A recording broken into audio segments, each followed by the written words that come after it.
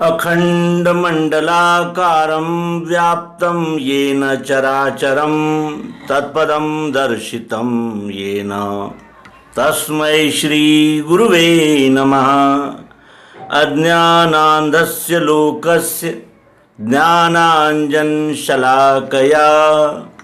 चक्षुरुन्मीलितं येन तस्मै श्री गुरुवे नमः।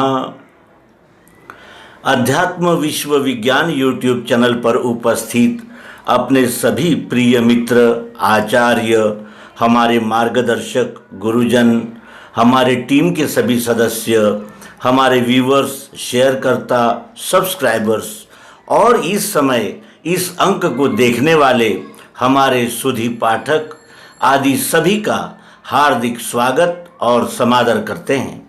मित्रों, श्री कृष्ण एक ऐसा अलौकिक चरित्र जो अवतार और इस भूमि पर धर्म की संस्थापना करने के लिए आया हुआ एक ऐसा व्यक्तित्व जो युगों युगों के बाद भी आज भी हमें प्रेरणा देता है, आज भी हमें मार्गदर्शन कर रहा है।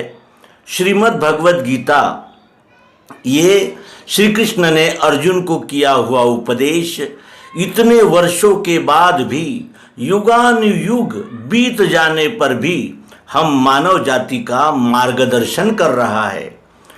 ये ऐसा अलौकिक ग्रंथ है कि इस ग्रंथ में चाहे वो कोई भी हो, पृथ्वी पर वास करने वाला मानव जाति का कोई भी प्राणी हो, उसके लिए मार्गदर्शक ऐसा ये अद्भुत ग्रंथ ही नहीं, ये जीवन संहिता, विश्व मानव का संविधान श्रीमद् भगवद गीता देने वाले भगवान श्री कृष्ण और उनका प्रिय शिष्य अर्जुन, ये अर्जुन और श्री कृष्ण, ये ऐसी जोड़ी है कि इस जोड़ी का महात्म्य ही ये है कि इस जोड़ी के बहाने से हम सबको श्रीमद् भगवद गीता नामक ये अमृत प्राप्त हुआ है।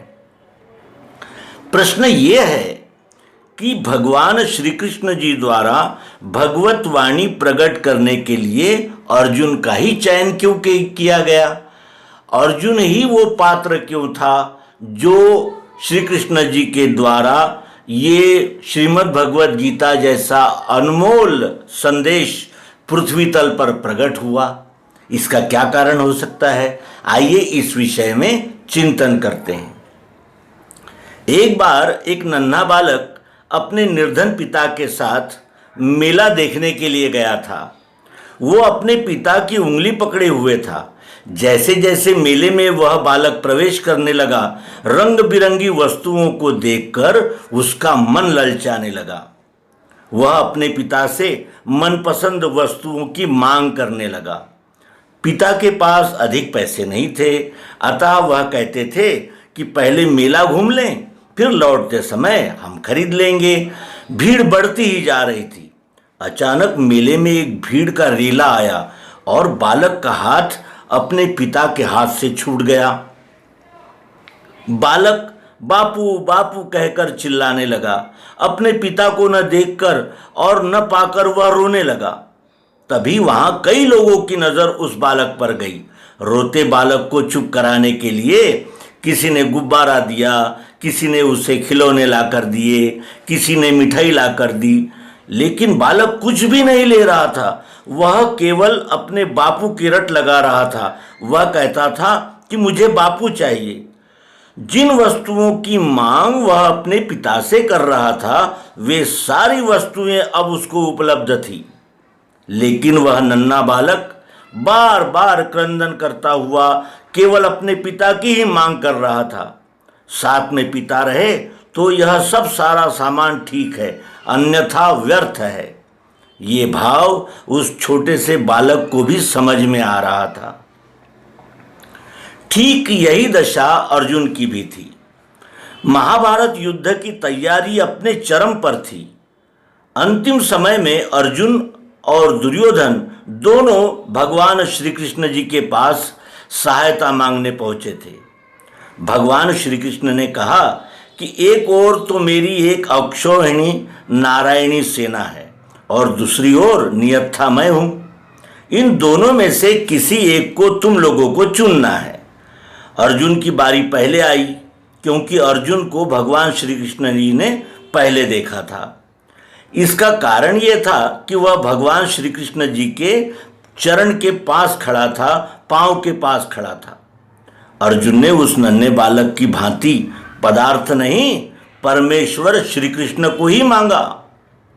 और दुर्योधन इस निर्णय को जानकर बड़ा प्रसन्न हुआ और वह एक अक्षौहिणी नारायणी सेना प्राप्त कर वापस चला गया। घटना बस इतनी ही है। इसकी गहराई पर जाकर विचार करने से हम देखते हैं कि एक ओर तो साक्षात परमेश्वर है और दूसरी ओर परमेश्वर प्रदत्त पदार्थ है। दोनों में से चयन किसका करना है, यह हमें तय करना है।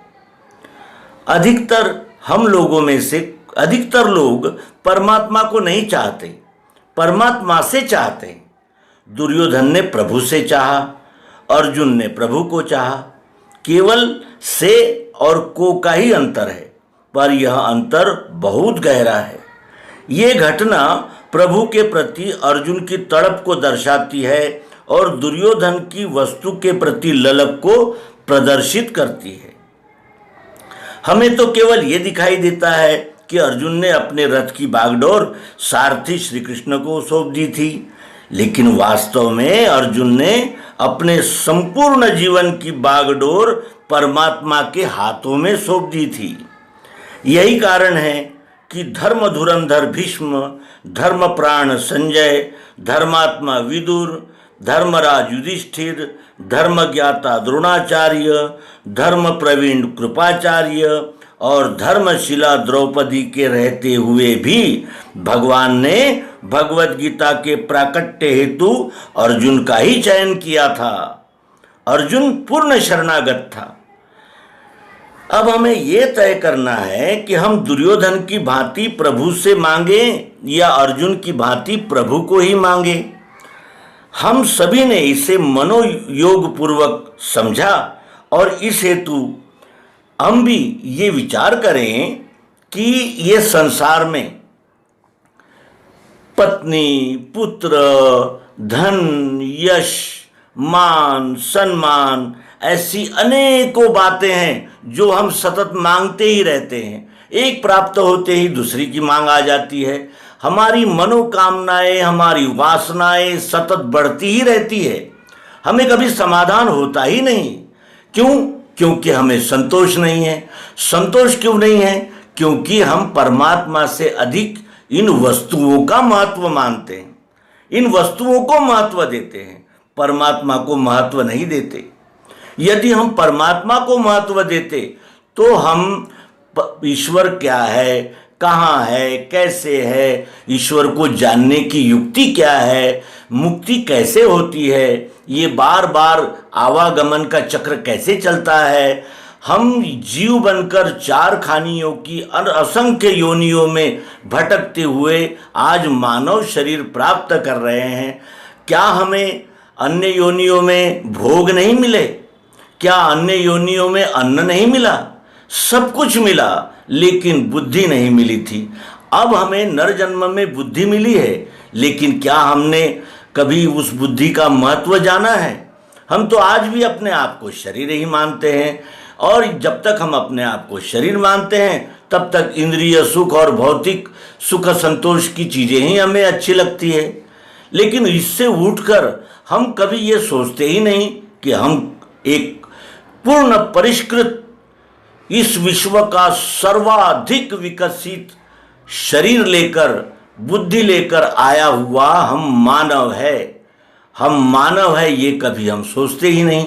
और मानव को ही ये अवसर प्राप्त है कि वो अब इस आवागमन के चक्र को जानकर, इस विश्वरूप परमात्मा को पहचान कर अपने उद्धार की, अपने जीवन के सार्थक की कोई कोशिश करें, कोई प्रयास ऐसा करें कि हम बार बार गर्भवास के इस नरक यातना से छूटकर हम विश्वरूप परमात्मा के साथ ही एक रूप हो जाएं, लेकिन हमें होश आता ही नहीं। ये विश्वरूप परमात्मा हमें बार बार अनेक प्रकार से जागृत करता है। कभी ठोकर मारता है, कभी पुचकारता है, कभी हमारी मनोकामनाओं को पूर्ण करता है। लेकिन हम मनोकामनाएं पूर्ण होती है तो लोभ में पड़ जाते हैं, और मनोकामना पूर्ण नहीं होती, कोई संकट आते हैं तो उस संकट में भी हम गाफिल रहते हैं। अब ये किसका दोष है? और इसीलिए ये नर जन्म में आने पर मनुष्य को सबसे पहले और सबसे आवश्यक कार्य तो यही जान पड़ता है कि वो मैं कौन हूँ, किस लिए आया हूँ, क्या कर रहा हूँ, क्या करना चाहिए, क्या करने पे मेरा सार्थक होगा। इस प्रकार की जिज्ञासा को प्राप्त करें, और इस प्रकार की जिज्ञासा उससे ही प्राप्त है जो अनेक जन्मों से ये इस प्रयास में लगा हुआ है कि मेरा उद्धार कैसे होगा। नरजन्म को प्राप्त तो असंख्य मानव जाति है, लेकिन उस मानव जाति में कुछ लोग ही ऐसे भाग्यवान, पुण्यवान और होश रखे हुए हैं जो इन बातों का विचार करते हैं और अपने उद्धार का प्रयास करते हैं। तो मित्रों, हम भाग्यशाली हैं कि हमें सद्गुरु की वो परम पावन युक्ति प्राप्त है, जिस युक्ति से मैं कौन हूँ, ये क्या है, ये विश्व से हमारा क्या संबंध है, परमात्मा कौन है, किस प्रकार इस चराचर के एक एक कण में उपस्थित है, ये जानने का अवसर प्राप्त है। और इतना बड़ा अवसर प्राप्त होते हुए भी यदि हम अब भी गाफिल रहेंगे तो फिर ऐसा कौन सा इसके अलावा अवसर मिलेगा जब हम उस परमात्मा की प्राप्ति कर लेंगे। इसीलिए हम बार बार ये जांचें, ये परखें और अपने आप को ही सदैव ये समझाइश दे सकें कि हम परमात्मा को पाने के लिए ही मनुष्य जन्म धारण किए हैं। मनुष्य जन्म परमात्मा की प्राप्ति के सिवा अन्य कुछ भी प्राप्त होने पर कभी संतोष को प्राप्त नहीं कर सकता, कभी कृतार्थ नहीं हो सकता। इस बात को हम गांठ बांध ले और उसी दिशा में बचे हुए अपने जीवन का प्रवास करें और अपने जीवन को सार्थक करने का प्रयास करें। ये आत्मचिंतन, आत्म उद्बोधन है। अपने आप को, स्वयं को ही उपदेश है, और हम यदि स्वयं को अब भी उपदेश करके सचेत न कर सकें तो फिर काल ही कर्म ही ईश्वर ही मिथ्या दोष लगाए, इस प्रकार की स्थिति आ जाएगी। और फिर हम वही पुनरपि जननम पुनरपि मरणम पुनरपि जननी जठरे शयनम, इसी चक्र में ये जीव आ जाएगा और फिर वही चक्र शुरू हो जाएगा। और इसी चक्र में हम जीवन मरण के चक्र में और एक सामान्य जीव बनकर जो चारों खानियों में आता है जाता है ऐसे ही पड़े रहेंगे। तो मित्रों, ये आत्म चेतना अपने आप को देते हुए इस अंक को विराम देंगे। नर्मदे हर सद्गुरु भगवान की जय, विश्वरूप परमात्मा की जय। ओम शांति शांति शांति।